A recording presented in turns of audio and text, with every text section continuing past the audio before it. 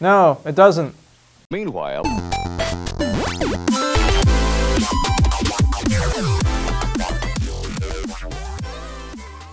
welcome everyone, this is On Point. My name is Chris Chiu.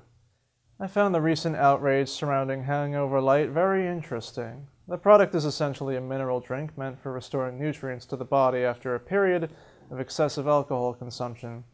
Nothing controversial here, however, it's their marketing strategy that have gotten some heads to turn, as seen by 2 inflammatory letters to the editor, sent to the Astute newspaper, and an article featured on the Hoboken Patch website. One letter was submitted by the United Greek Council, or UGC, and the other was a penned response to it. All this negative attention pressured the university to take down a news article featuring HangoverLyte, and almost got the senior design team barred from participating in the Innovation Expo, an elevator pitch competition. What crime could they have possibly committed to warrant this blatant censorship? Well, the letter from the UGC asserts that HangoverLyte promotes destructive behavior and presents Greek life in a negative light. The UGC seems to suggest that their organization represents the views of the entire Greek community.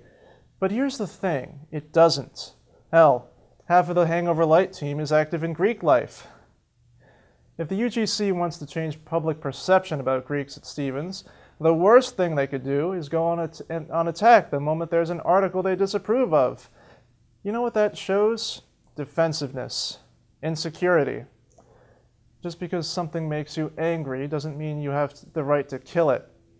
The other letter to the editor states that the UGC should have gone straight to HangoverLyte's advisor. They even suggested filing a complaint with the House School of Business.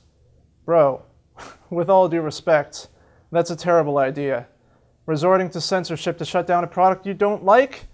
You're completely missing the point of their senior design project. Their goal was to create a marketing strategy for a product. I could care less about their hangover drink. I'm not the market for it, but I can appreciate what they're doing. Being outrageous is marketing 101. That's how you get word to spread. If you need more information about marketing, I suggest you pick up a book by Ryan Holiday called Trust Me, I'm Lying. It'll show you and the UGC how far you've fallen into the trap of being outraged by a purposefully outrageous product. I have a question for you as well. Have you heard of a test market? It's usually a geographically close group of people that you can experiment with and gauge the general attitude of your product. HangoverLyte wasn't and isn't solely marketed to Greek organizations. That's just their starting market. If you actually listen to them present themselves at the Innovation Expo, you'd know that they're looking to expand their reach and serve the 21 and up market outside of colleges and universities. Their target customer is the professional working man or woman who does not have time for a hangover. This type of marketing does not paint Stevens in a negative light, and you should stop expecting the worst out of everyone and start treating your fellow students with respect. And don't think I've forgotten about the UGC letter.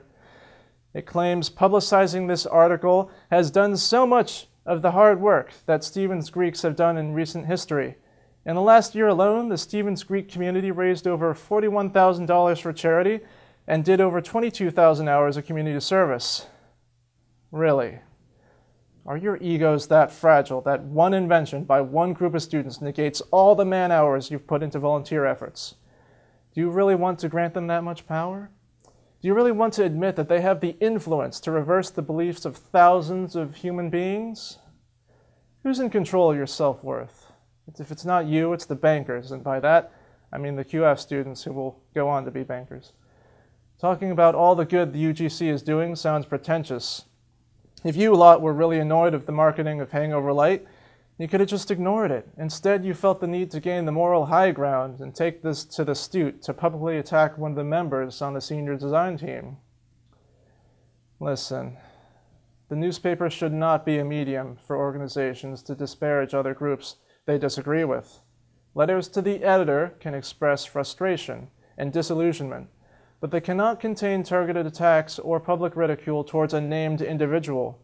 Even Hoboken Patch had the decency to redact the name of the student when they quoted your letter. Do you realize that you almost got the Stevens administration to bar the senior design team from the Innovation Expo? And for what? A frail pride? A few months ago, I warned that if uninhibited, social justice would destroy our values. Look what's happening now. Some might call this justice. I think it's far more sinister than that. It's a regression towards coddling of immature minds. Entrepreneurship should not be stifled because feelings are hurt. If the Stevens administration is willing to throw that away, our core value of entrepreneurship, then what sets our school apart from NJIT? This is an intellectual space. Treat it that way. And that's all for me. Thank you for tuning in. My name is Chris Chiu, and this has been On Point. I'll see you next semester.